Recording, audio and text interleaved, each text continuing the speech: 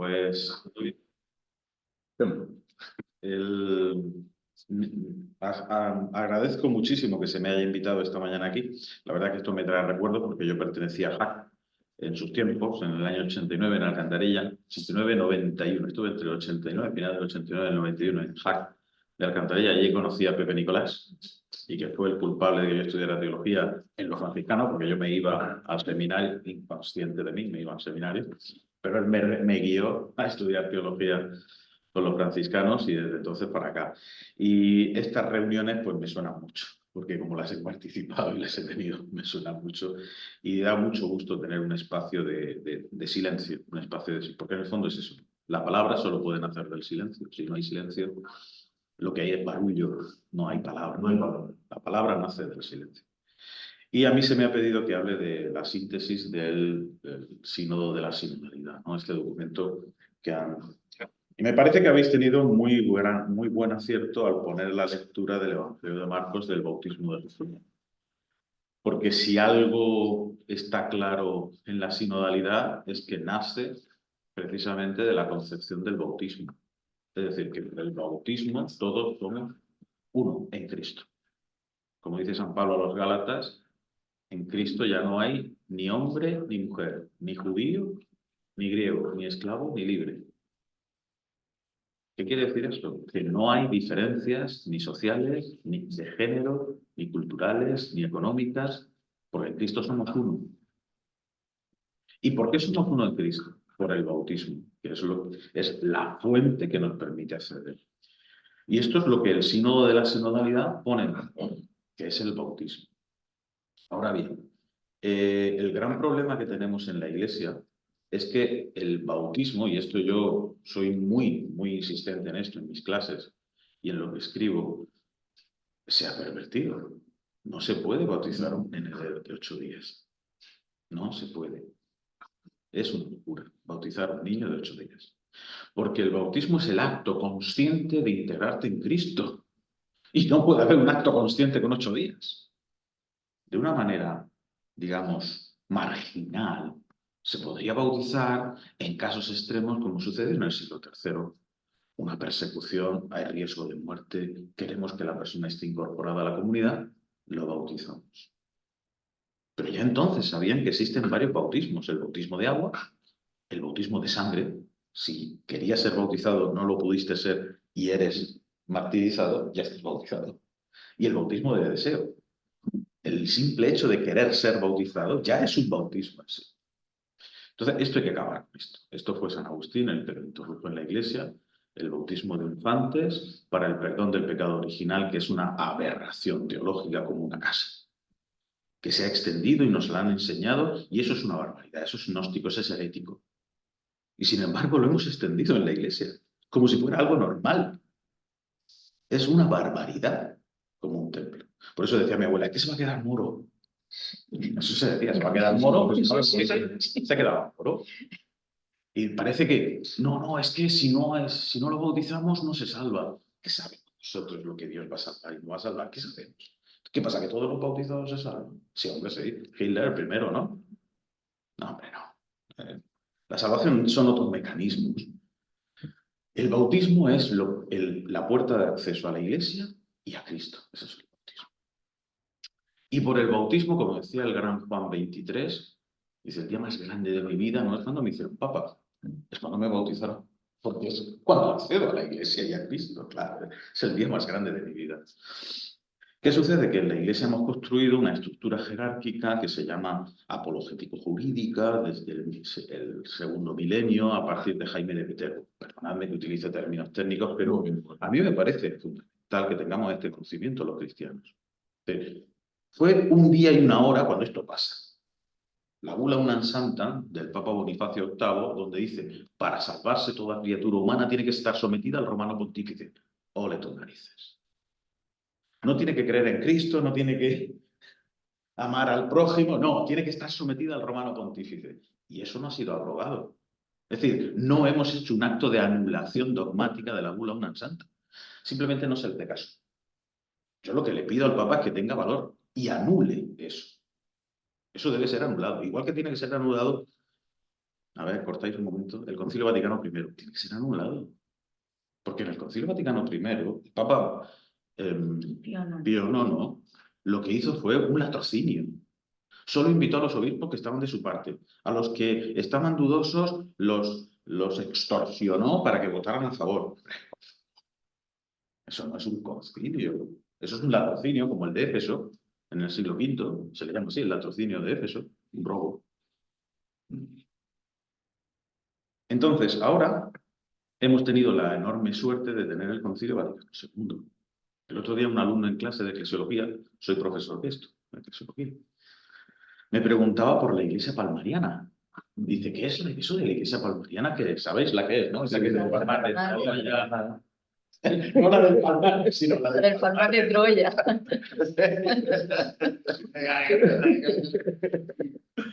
Y la iglesia palmariana le dije, es que me vino a la mente inmediatamente.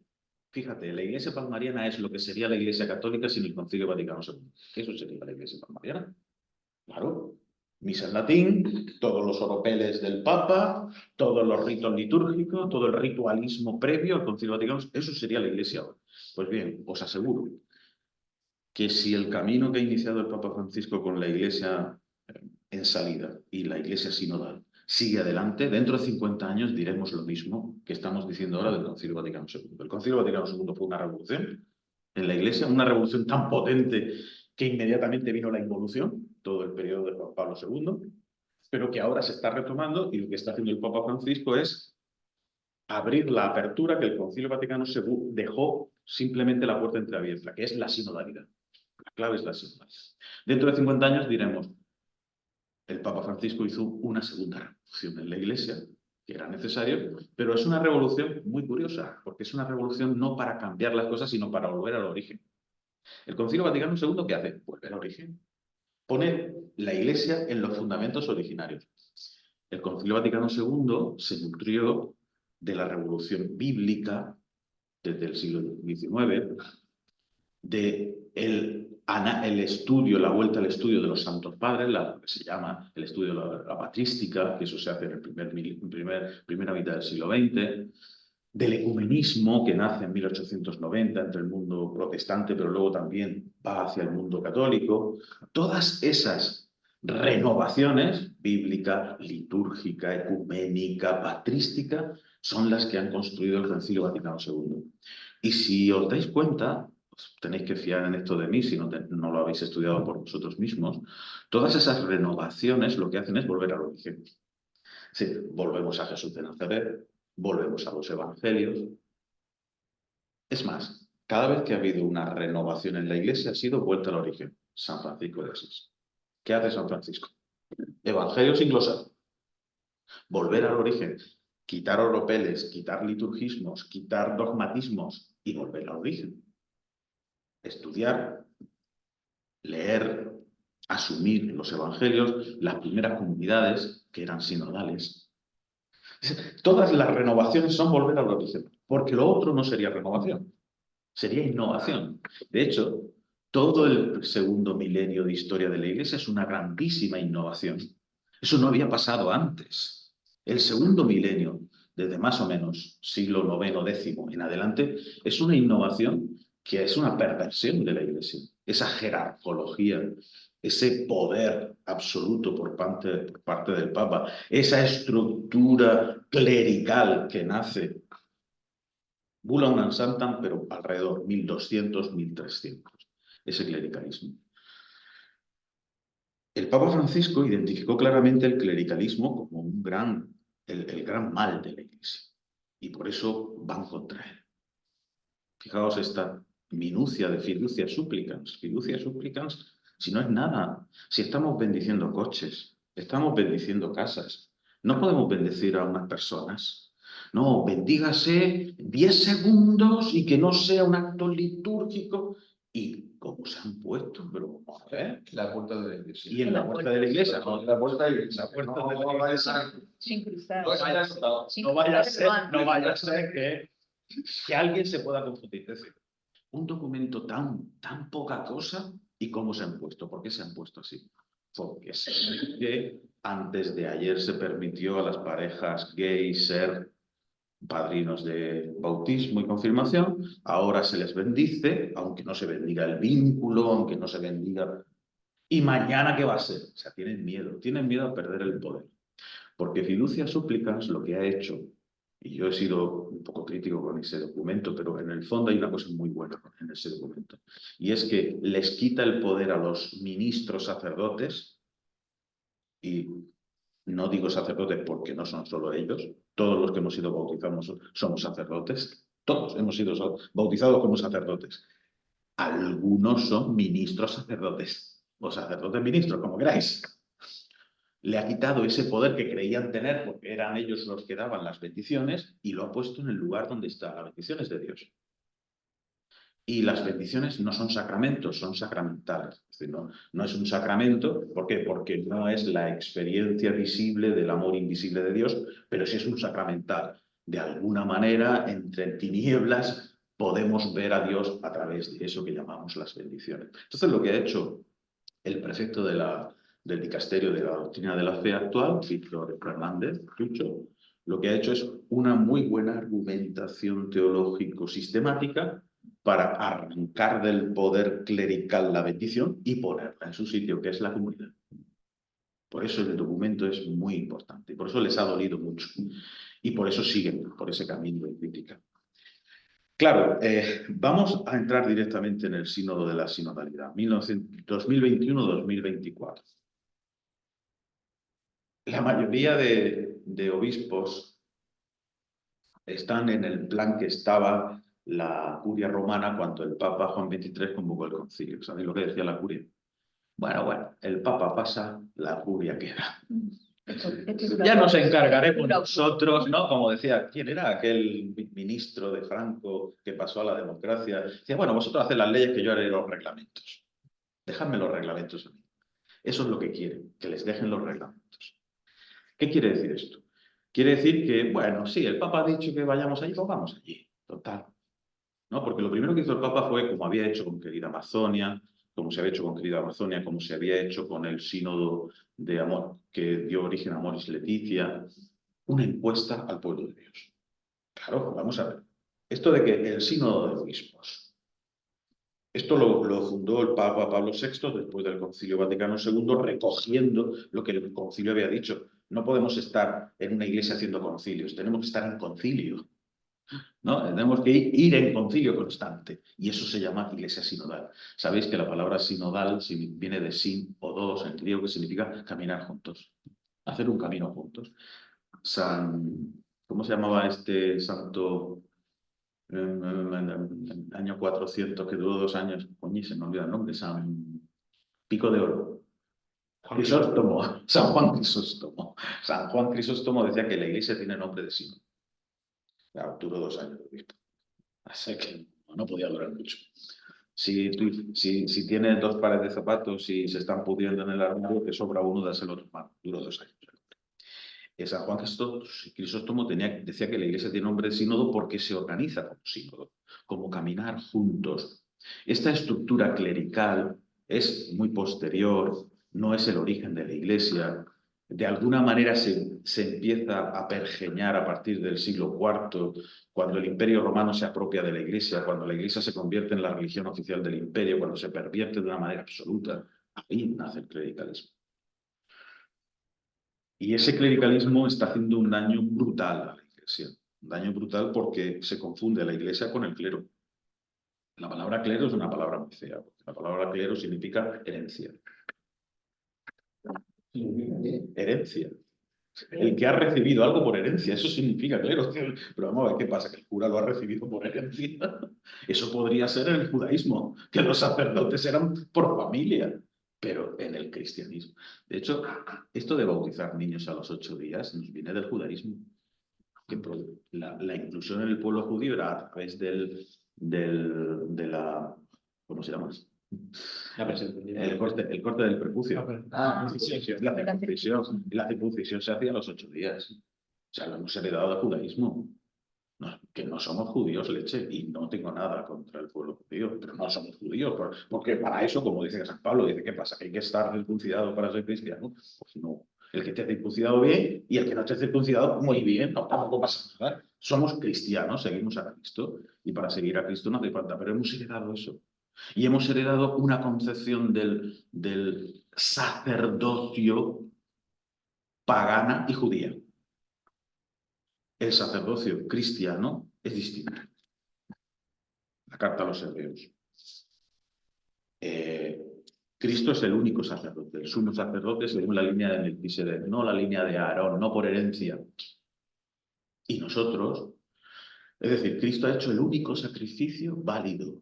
Y nosotros, cada vez que vivimos la Eucaristía, nos unimos al único sacrificio válido. No hacemos otro sacrificio. El sacrificio de la misa, madre Dios, qué barbaridad, el sacrificio de la misa. Pero qué barbaridad. Decimos cada barbaridad teológica. No hay ningún sacrificio en la misa. No hay ningún sacrificio. La Eucaristía es la experiencia de la vida, no de la muerte. Por supuesto, el único sacrificio es el que hizo Cristo, y no hay más. Y nosotros nos sumamos a través de la muerte y resurrección, que es el bautismo, lo has dicho muy bien antes, muerte y resurrección, que es el bautismo.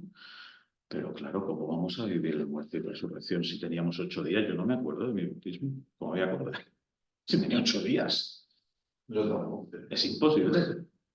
Claro, algunos, los anabaptistas sí se acuerdan, porque se me bautizan de adultos, sí se acuerdan. Si tú no has hecho una experiencia, por eso tienen razón los neocatecumenales en hacer una nueva... Ellos hacen como una especie de bautismo, ¿no? Que no es bautismo, o sea, no es un bautismo, pero es... La persona tiene que dar un paso en su vida y ese paso tiene que hacerlo de manera consciente. Y entonces se inventan la estructura, han roto la estructura sacramental, bautismo, confirmación y Eucaristía. Entonces, no, ahora que tú eres adulto, como entonces no sabías lo que hacías, ahora haces la confirmación. Y entonces nos cargamos el bautismo y nos cargamos la confirmación. Porque el bautismo no tiene valor sin la confirmación, que estás haciendo ahora, y la confirmación simplemente es rehacer el bautismo que no pudimos hacer bien porque tenías 8 días. Es una locura. Yo estoy intentando que esto se vuelva a poner en su sitio. La economía sacramental debe ser bautismo, confirmación, Eucaristía, un acto con 3 momentos en un solo día, como era antiguamente. Bautismo, inmediatamente la confirmación, que es confirmar la presencia del Espíritu Santo, e inmediatamente vivencia de la Eucaristía. Entonces, lo vives de adulto. Antiguamente, en los primeros cristianos, el proceso catecumenal duraba de 3 a 7 años. ¿Por qué? Porque para vivir eso hay que estar preparado. No, ahora los bautizamos y luego los preparamos. Espérate, hemos puesto los bueyes delante del carro. Vamos a poner los bueyes o sea, detrás del carro, ¿no? Vamos a poner el carro detrás de los bueyes para que tiren los bueyes. Esto es una locura. Pero bueno, quizá el proceso de la renovación sinodal nos pueda llevar a una renovación también teológica. Pero aquí vamos a hacer algunas salvedades. Voy a entrar ya directamente en el documento.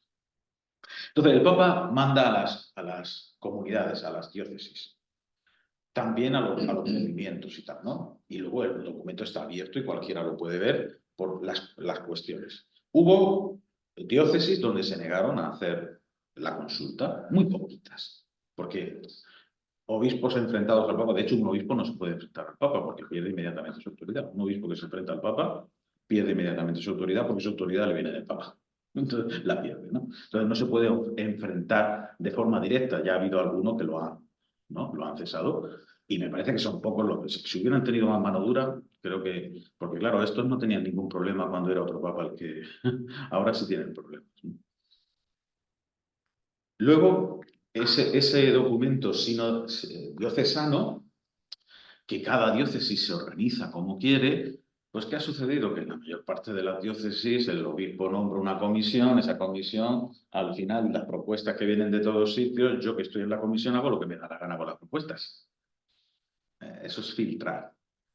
Todo eso filtrado ha ido al sínodo, ¿cómo se llama? La conferencia episcopal, se han hecho una síntesis, de ahí ha ido a los sínodos continentales por cada continente y de ahí al sínodo que ha habido en Roma, ¿no? Y el Papa ahí nombró los padres y por fin madres sinodales. De hecho, os aviso de que el día 6 de febrero a las 7 de la tarde tendremos a Cristina Hinojés en el Instituto Teológico para hablarnos del sínodo. Si os viene bien venir, también tenemos un enlace, que ha sido madre sinodal. con voz y voto, esto no había pasado nunca. Mujeres con voz y voto en la Iglesia nunca había pasado. Ahora ha pasado. Y el Papa ha querido que sea así. Claro, también es cierto que el 80% de los padres sinodales eran obispos. Eso ya, pues dice, bueno, la mayoría son ellos. Votarán lo que les parezca bien. Por eso, el documento que se emitió de síntesis, que lo podéis leer vosotros, tiene 3 partes. El rostro de la Iglesia sinodal sería la primera parte. O sea, ¿qué Iglesia sinodal somos? Es muy interesante eso, ¿no?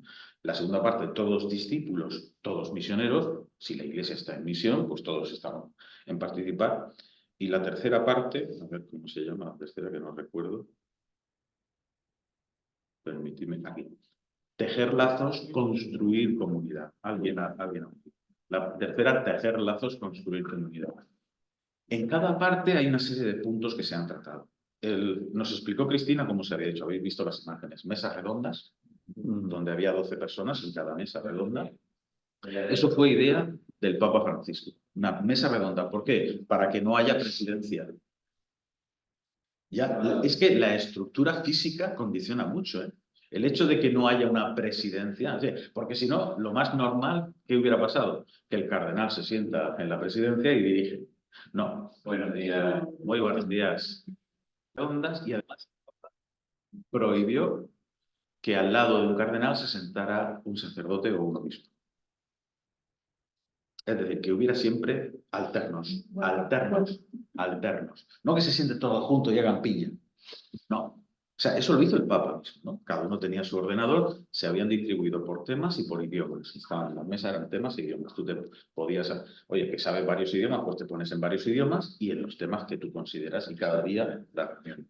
Y además, el Papa estaba sentado allá, él llegaba, dice que llegaba 1 hora antes y permitía que se acercara a cualquiera sin ningún tipo de protocolo a consultarle cualquier cosa durante 1 hora.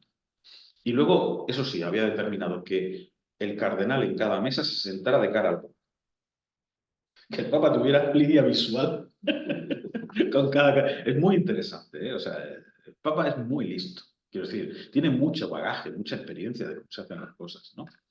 Y entonces, incluso en la estructura, imagino que esto nos lo volverá, pero a mí me gustó mucho. Cada uno tenía 3 minutos para contar lo que tenía que contar, fuera obispo, cardenal o quien fuera. 3 minutos. Luego paraban un minutito para que cada uno tomara nota de lo que había dicho y el siguiente, y así.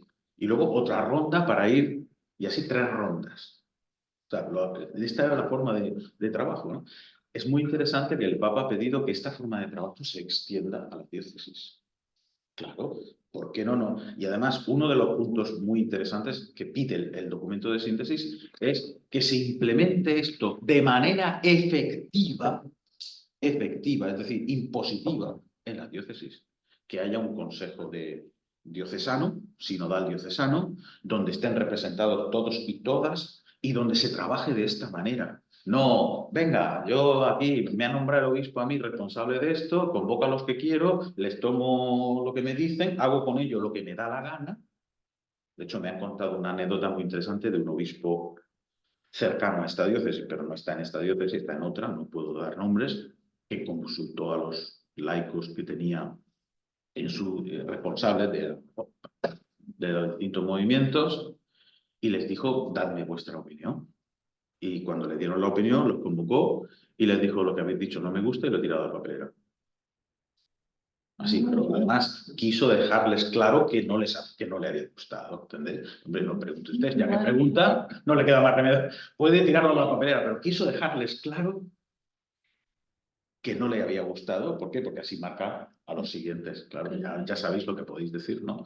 Recuerdo que estuve en Bilbao hace unos meses, cuando fue en noviembre, estuve en Bilbao, en la parroquia del Corpus Christi, y Javier Suascun, el cura que había allí, me comentó que en buena parte, hablando del clericalismo y tal, me dice, bueno, hay que llevar cuidado porque muchas veces los laicos que viven de sueldo diocesano son los más reticentes a los cambios. Claro, si el problema de aquí, ¿de qué vives?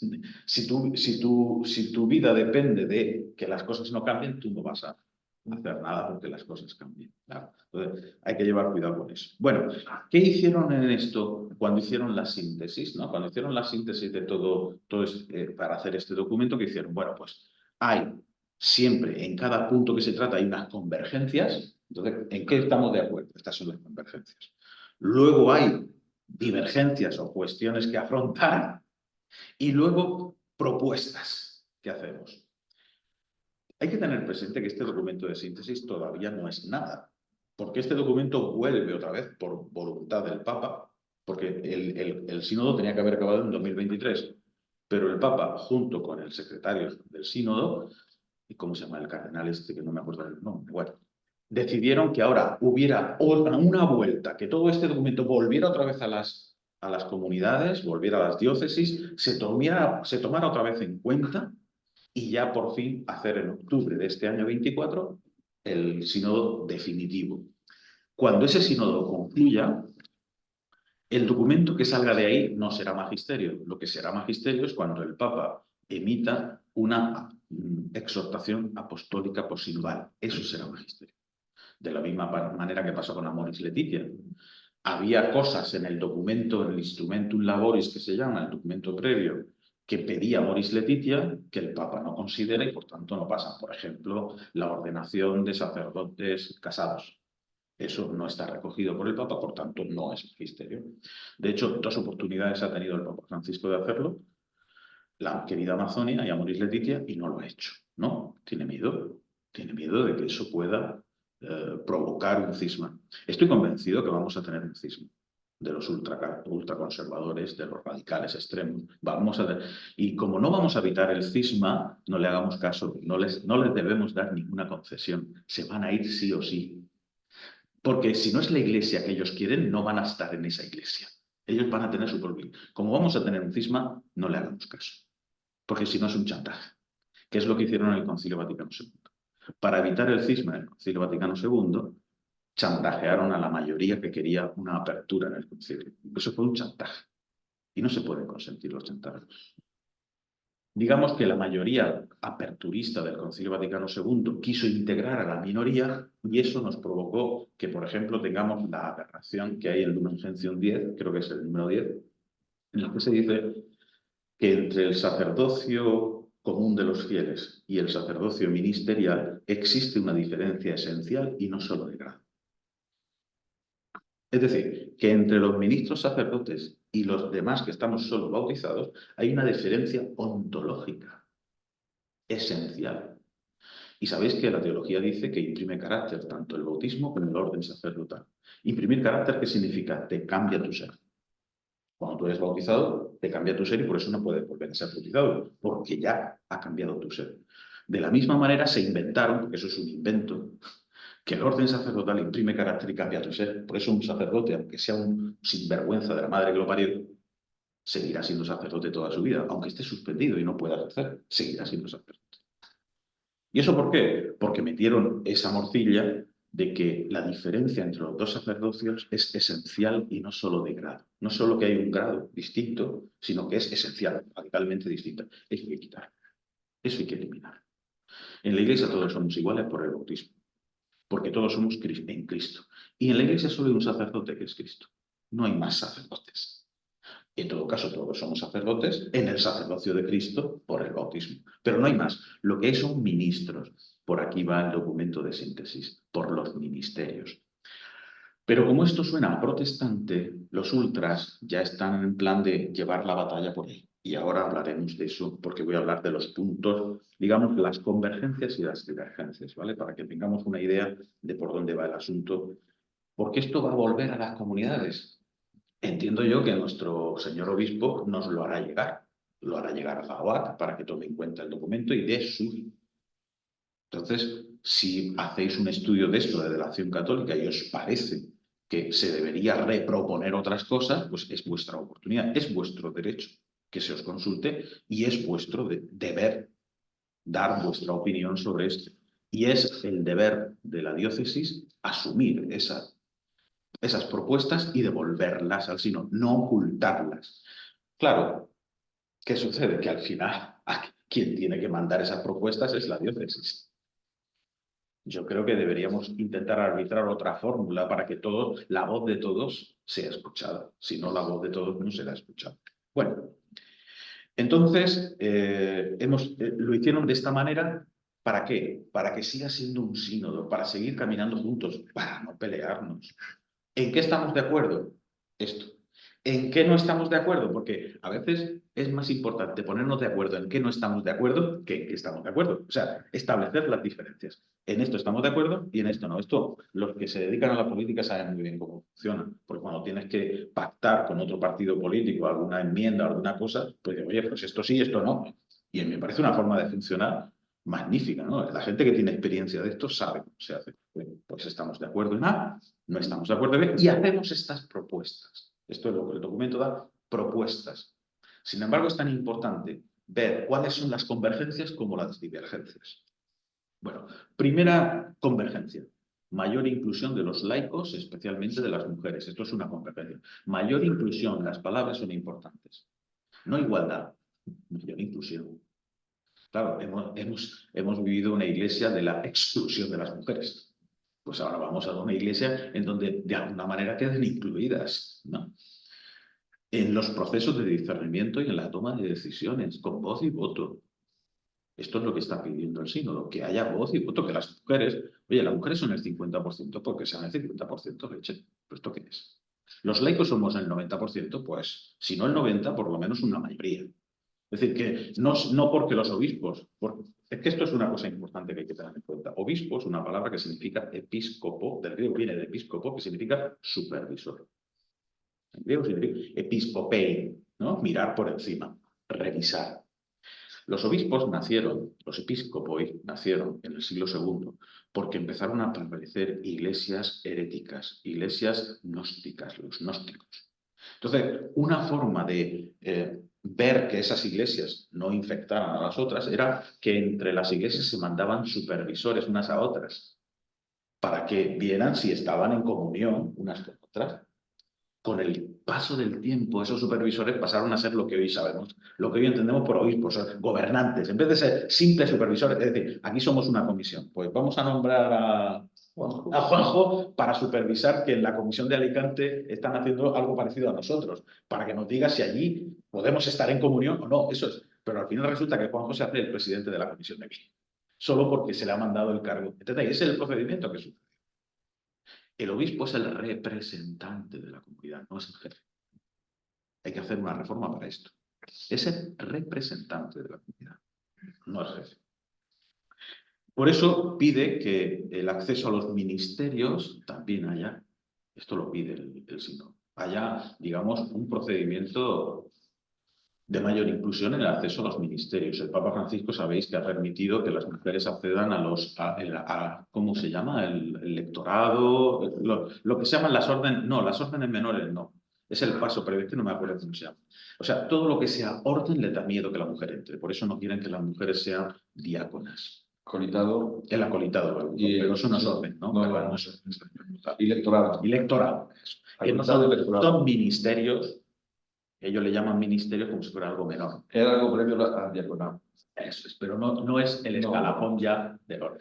Sabéis O sea, que lo que yo he hecho aquí es ser acolita. Pasa por ahí. Claro, que pasa por ahí. El gran problema es que el camino al orden sacerdotal se convirtió como una especie de escalera de ascenso. Entonces, solo cuando entras al diaconado ya estás en el orden sacerdotal.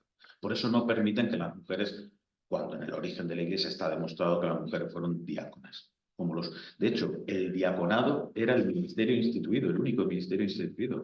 Lo otro eran los presbíteros, los ancianos, que era la forma de organizarse las comunidades primitivas, pero no tenían ninguna función de mando. En un sentido amplio tenían una función de asesoramiento, porque no era el presbítero, eran los presbíteros de la comunidad, los ancianos. Bueno, que ancianos eran los que ahora tenemos 50, éramos los ancianos de antes, ¿no?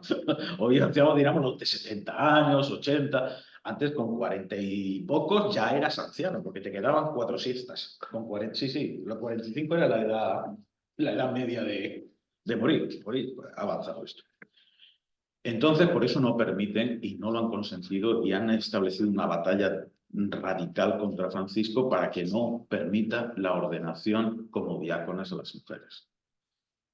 ¿Por qué? Porque se trata del orden ya, el orden sacerdotal, y no lo permite.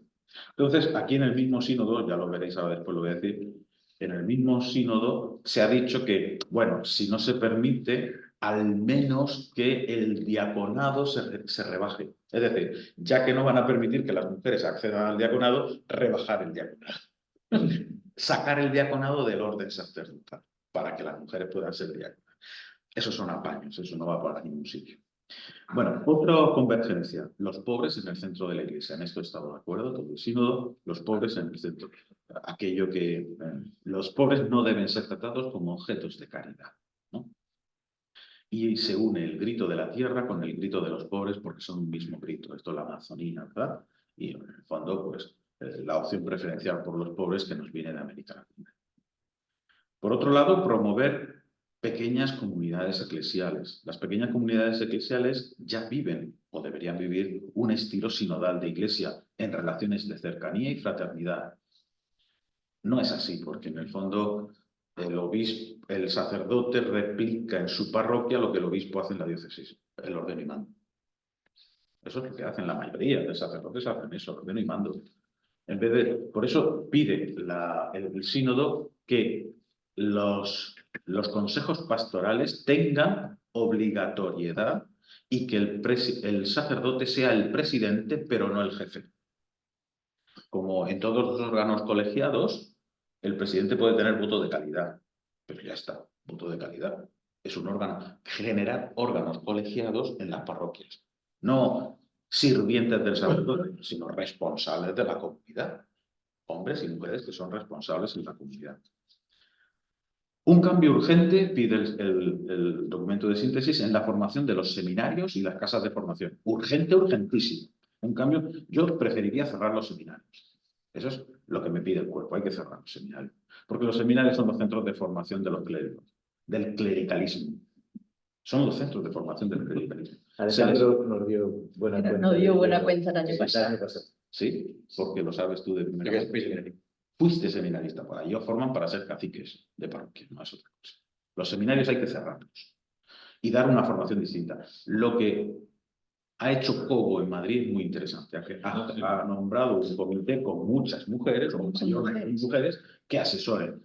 Pero en el fondo es cómo se les enseña, lo que se les enseña. Se les enseña que ellos son los dueños de la Eucaristía. Ellos no son dueños de nada. La Eucaristía es de Dios, es de Cristo y es de la comunidad. Y ellos son sirvientes. In persona Christi, significa que tú representas a la comunidad hacia Dios y a Dios para la comunidad. Punto. Representante. Punto pelota. Pero se creen dueños y señores de aquello. Una cosa, no, importante que con esto yo también paso por el seminario. Ya sabes lo que hay, ¿no? Algo que se nos decía a los críticos, se decía, tenéis que obedecer, porque cuando vosotros estéis en las parroquias, la gente os tiene que obedecer.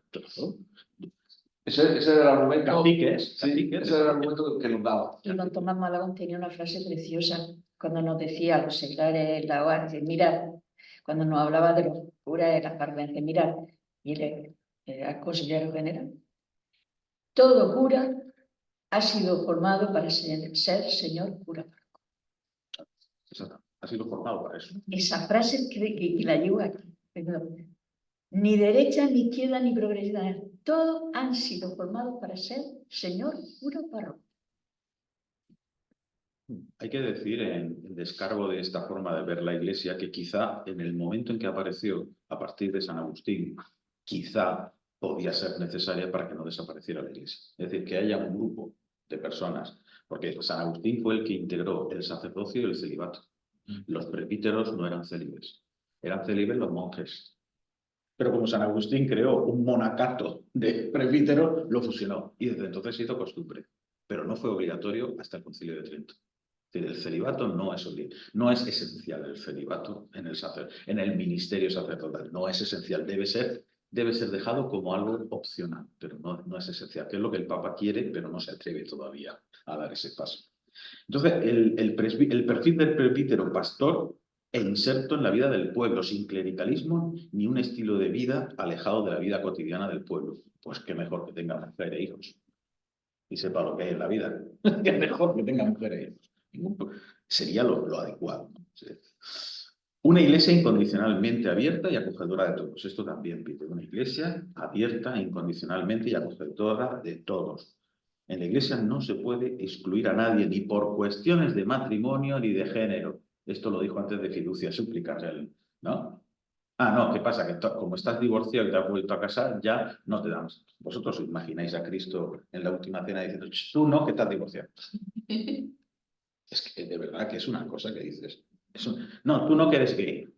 Pero, a ver, ¿quién eres tú para decir sí o no? Es una cosa tremenda. Es decir, la iglesia abierta completamente a todas las realidades. Esto, lo que me comentó Cristina, es que quienes mayores problemas tienen con esto son los obispos africanos. Porque en África el tema de los problemas de la cuestión de diversidad de género, allí no sé, es un machismo radical. O sea, es tan radical que si la iglesia hace eso, pierde a los fieles y es una cosa. Entonces hay que andar con tiento. Por eso los obispos de Mozambique han pedido que no se aplique allí, fiducia súplicas, tal. Bueno, no se puede forzar tampoco la máquina porque la iglesia es muy grande, gracias a Dios. Estamos en muchas realidades y hay que atender a las realidades, ¿no? Otro de los elementos es la transparencia y responsabilidad de los ministros ordenados. El clericalismo, dice, esto es leo textual, es fuente de todo tipo de abusos, de poder económico, de manipulación y sexuales. No, el clericalismo no es un abuso de poder, el clericalismo es una estructura de poder. Yo soy partidario de que esa estructura de poder debe ser rota. ¿Y cómo se rota? ¿Cómo rompiéndose de estructura? Quitándoles el poder que tienen. Si no le quitas el poder, seguirán manejando el poder y todo el que tiene poder tiene tendencia a abusar. Si no hay elementos de contrapeso, todo el que tiene poder, ¿qué ha pasado en las sociedades modernas? Pues que al final hemos llegado a democracias donde hay contrapesos de poder y solo los contrapesos de poder aseguran que no haya un abuso de poder. En cuanto el poder está concentrado, la tendencia natural es así, digamos el pecado de este mundo es así, tendemos a abusar de ese poder. Tiene que haber contrapesos. Por eso el clericalismo es la clave. Por eso hay que... A ver, yo, si doy mi opinión es esta. Yo no estoy de acuerdo en que se ordenen mujeres sacerdotes, porque para hacer lo mismo que hacen los hombres no hacía falta. Lo que hay que hacer es desmontar el sacerdocio ministerial. Hay que desmontarlo y convertirlo en un ministerio. El ministerio como servicio a la comunidad, el que queráis, pero un ministerio. Despegar la cuestión del celibato, eso es fundamental. El celibato debe ser opcional, que quiera vivir su vida, como pasa con las iglesias orientales, ¿sabéis? ¿No? Si entras como casado al sacerdocio, permanece casado, y si entras como célibe, permanece. Algo así se debería hacer, algo parecido en la Iglesia Católica, que además los curas católicos de rito oriental se pueden casar, no tienen problema, eso se pueden casar. ¿Por qué? Porque como se quedaron en la Iglesia después del cisma, se les permitió. Yo cuando le digo esto, recuerdo a una persona muy querida por mí, le dije esto, y dice, ay, es que este Papa Francisco lo que está haciendo. Digo, no, mira, esto ya es muy antiguo, ¿sabes? Pero ya se lo achacan todo al Papa Francisco. E incluso lo que lleva 1000 años existiendo en la Iglesia. Una cosa clara para este sínodo es combatir la xenofobia y superar el racismo, ¿no? Esto es muy importante porque propone que las fronteras estén abiertas para los que buscan sobrevivir y haya instituciones solidarias y comprometidas con la fraternidad universal. Probablemente la Iglesia es una de las pocas instituciones que propone algo parecido a esto, ¿eh? Por desgracia, no es lo que en el mundo se está extendiendo. Sabéis que hay una rebelión del estado de Texas. Se ha rebelado, ha mandado a la Guardia Nacional al frente y puede haber una guerra civil en Estados Unidos. Podría haberla, porque no quieren que entren. Han puesto una valla que no entren los. Biden está peleado con en fin, no sabemos lo que puede pasar allí. Implantar, otro punto, implantar una cultura de la formación del pueblo de Dios en su conjunto, porque como la raíz es el bautismo, por eso es que es muy importante lo del bautismo. El bautismo es la fuente de todos los ministerios. Esto es que en sana teología deberíamos eliminarlo del orden sacerdotal, porque el orden sacerdotal, la fuente también es el bautismo. Solo puede ser ordenado si ha sido previamente bautizado. Por tanto, el bautismo es la fuente de todos los ministerios. Si Jesucristo instituyó algo en la Iglesia, que no se puede hablar de instituir, pero si instituyó algo, fue el diaconado, los ministerios. Que en la Iglesia todo es un servicio. ¿Quién es más importante? ¿El que está a la mesa o el que sirve? Es más importante el que está a la mesa. Pues yo estoy en medio de vosotros como el doulos. En griego significa esclavo. El esclavo que sirve, el sirviente. Lo único que Cristo instituyó es el servicio. Por tanto, lo único instituido son los ministerios. No, Cristo instituyó el sacerdocio. Mentira, Cristo no instituyó ningún sacerdocio. Eso es falso, radicalmente. De la misma manera que Cristo no fundó la iglesia. No instituyó eso. Cristo puso los fundamentos para la iglesia, con su vida, su obra, su muerte y resurrección. El concepto, me he pasado aquí, todavía me quedan dos.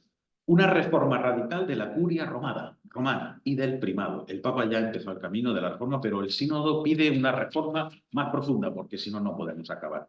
¿En qué sentido? Pide proseguir la reforma. Para que sea de hecho un órgano de servicio y no un órgano intermediario entre el Papa y las iglesias locales. Eso es lo que pide, que no sea un órgano intermediario. O sea, todo lo que va al Papa tiene que pasar por la curia. No, un órgano de servicio. Oye, en esta diócesis tenemos este problema, no sabemos solucionarlo. Vamos a la curia y pedimos que nos habilite posibilidades. Eso se llama principio de subsidiariedad. Lo que yo puedo hacer lo hago por mí, lo que no puedo hacer pido a otro que lo haga. Eso es lo que pide el sínodo. Y el primado de Pedro. Pensar en el ejercicio del primado de una manera sinodal. Como dijo el gran teólogo protestante Jürgen Moltmann, queremos estar cum Petro, no sub Petro. Cum Petro, no sub Petro. Con Pedro, no por debajo de Pedro. Esto lo pidió Juan Pablo II en el documento Ut Unum Sint, en el número 90-91. Necesito ayuda para vivir el primado petrino como un servicio a la unidad. Hasta ahora no ha sido tanto un servicio a la unidad, sino más bien el contrario. Y, esto es muy importante, necesidad de revisar el Código de Derecho Canónico. Si no cambiamos el Código de Derecho Canónico, ¿qué pasará? Pues como pasó con el Concilio Vaticano II.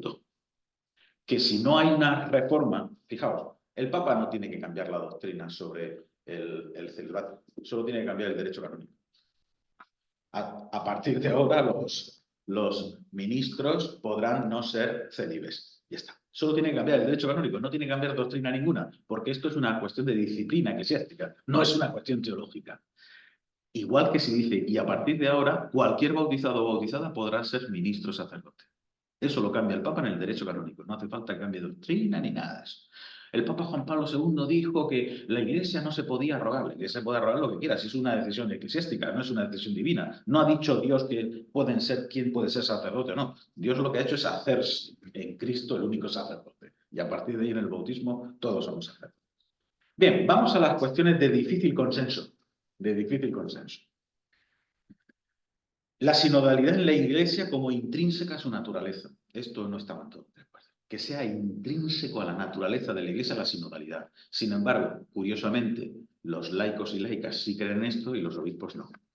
Aquí hay una distinción. Claro, es que parece de suyo, ¿no? Hay dificultad en situar la sinodalidad en la naturaleza y el ser de la Iglesia. Los ministros ordenados son vistos más como una instancia de poder que de servicio. Por eso no aceptan esto. Esto es fundamental. Esto no ha habido consenso, pero yo creo que es el camino que hay que seguir. La sinodalidad, sabéis que las notas de la Iglesia, según San Roberto Belarmino, eran una, la Iglesia es una, santa, católica, apostólica, pues hay que añadir sinodal.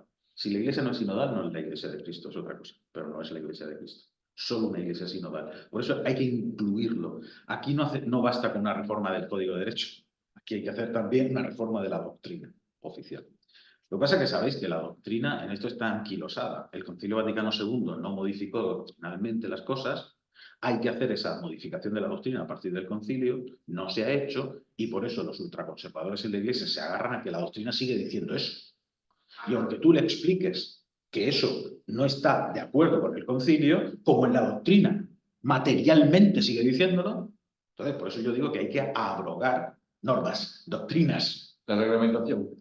No, pero la doctrina también, la doctrina que está detrás, ¿no? Toda esa doctrina pseudo-mística del sacerdocio y del sacerdocio, eso hay que quitarlo todo de la Iglesia. La Iglesia concebida como pueblo de Dios, esto también le duele a muchos, no lo aceptan. Y sin embargo es la clave de Lumen Gentium.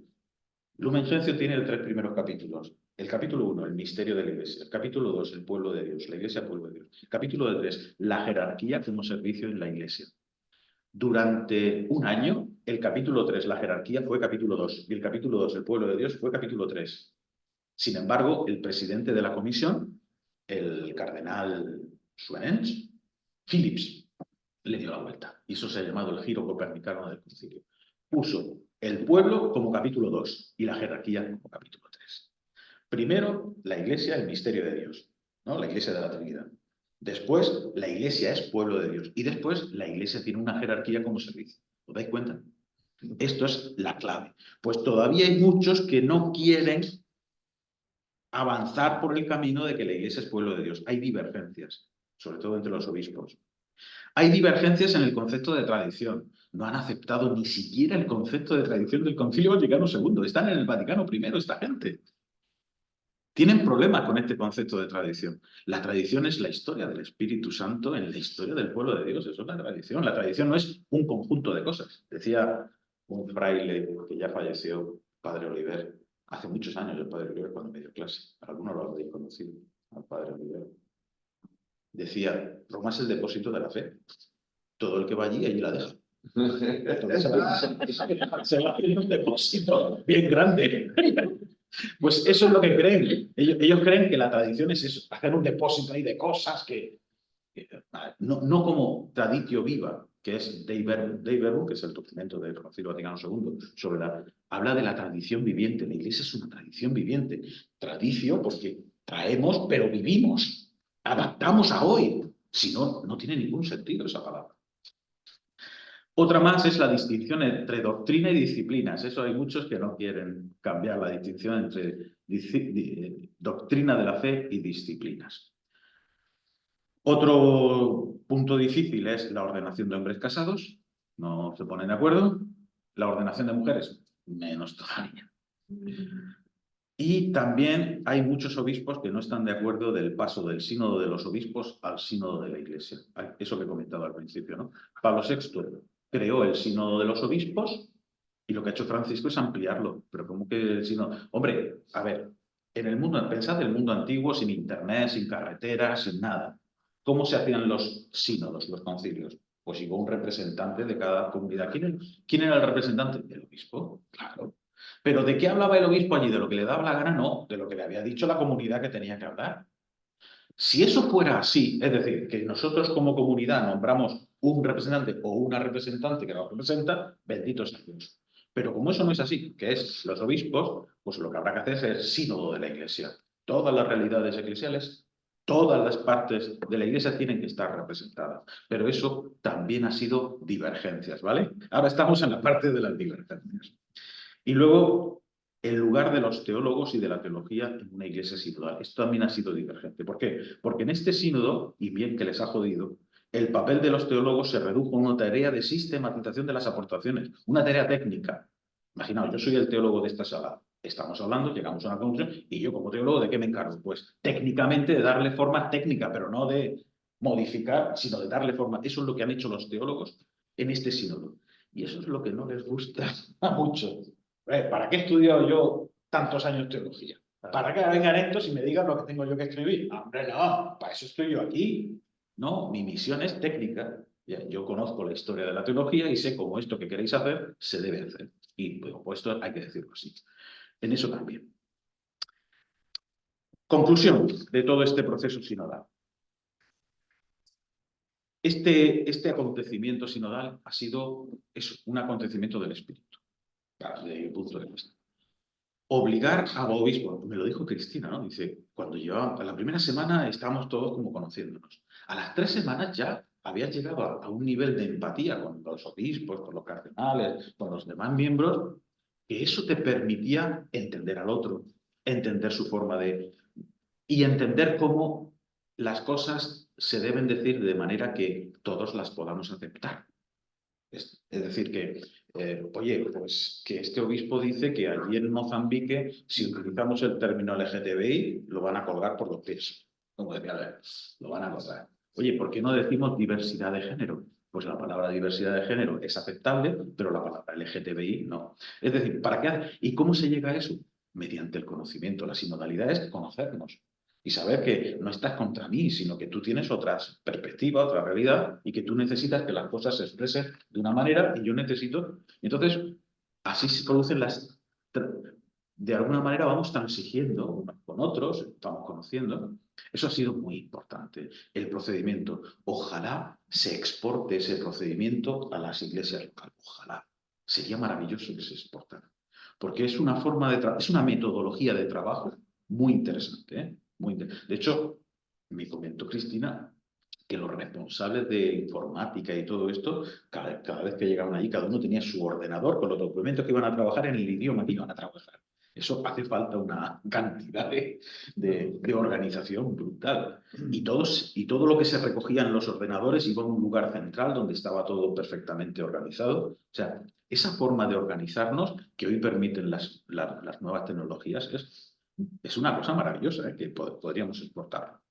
Por otro lado, muchos obispos, estoy convencido que han visto que la Iglesia se puede hacer de otras maneras, que no habían tenido la oportunidad, solo habían sido los jefes de su diócesis, pero no habían tenido la oportunidad, porque, ¿sabéis? El obispo ¿con quién se reúne habitualmente? Pues con su colegio presbiteral, con mucho, con los, ¿cómo se llaman estos? Los vicarios, tal, con él, pero en realidad con el pueblo, pues cuando va a hacer una confirmación o cuando hace una misa solemne, tal, pero no tiene un contacto con la iglesia, con su iglesia, ¿no? Entonces, allí hubo un contacto con la Iglesia y con la realidad universal de la Iglesia.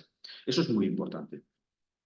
Ahora se abre el camino de que podamos empujar desde las iglesias locales y desde las comunidades para que estas convergencias se afiancen, por ejemplo, lo que es la reforma del Código de Derecho Canónico, lo que es la asunción de las mujeres en los ministerios, lo que es la implementación de la sinodalidad en los... y que estas divergencias se vayan limando hasta el punto de que cosas que son normal, que deberían ser normales, como es la sinodalidad en la Iglesia, como es el bautismo como fuente de todos los ministerios y una Iglesia ministerial, vayan tomando cuerpo. Digamos que creo que el Papa Francisco hace bien en no tomar decisiones definitivas sobre temas peliagudos, pero si le ayudamos, será más fácil que él pueda tomar esas decisiones. Si empujamos, habrá una mayoría, si hay una mayoría que eso lo cree, pues será más fácil que tome esas decisiones. Es evidente, y con esto concluyo, que los ultras dentro de la Iglesia están forzando la máquina mucho y han llevado a Francisco a tomar medidas radicales respecto a algunas personas que, claro, lo han acusado de hereje. O sea, tú no puedes acusar al Papa de hereje. Se acusa al Papa de hereje, alguna consecuencia tendrá que tener, ¿no? Como esos curas de ahí de Madrid, ¿no? Que el Cobo los recompino, usted se deshace, se desdice de esto y usted abandona la recogida de firmas, ¿no? Como aquel que dijo que... En Toledo. Toledo. Sí, Y de Toledo, Perú. ¿Pero de dónde viene? Del seminario de Toledo. Que eso, el seminario de Toledo es el hervidero de una iglesia preconciliar. Hay que cerrar los seminarios por una reforma radical o un cierre del seminario. Es que no hay otra historia. Porque los seminarios se los inventó el concilio de Trento, lo sabéis, porque era una locura lo que pasaba en la iglesia. Cualquier obispo ordenaba a quien le daba la gana sin formación. Pues Trento dijo, no, seminarios conciliares, como el seminario de San Fulgencio es un seminario conciliar, se llama así por el concilio de Trento. Pero a lo mejor ahora hay otras formas por ejemplo, yo lo conozco, yo tengo los frailes franciscanos que se forman con nosotros en el Instituto Teológico, con compañeros, con compañeras. Es decir, la formación teológica es la misma que los demás, solo que viven en el convento, lógicamente, con los otros frailes, pero tienen la formación teológica, la tienen, y tienen tantas compañeras como compañeros. Hasta ahora en los seminarios, porque el Papa ahora lo ha abierto, hasta ahora no se podía. No se podían mezclar laicos y laicas con seminaristas, que se mezclen, que tengan profesoras, que tengan profesores de otros tipos, que estudien en otros sitios, que vean otra realidad, que sigan insertos en su parroquia. Esa es la realidad. Bueno, no sé si os he iluminado suficientemente, si tenéis alguna cuestión que plantearme. Yo, por mi parte, esto es la síntesis que hago del documento que ha emitido el símbolo de la sinodalidad.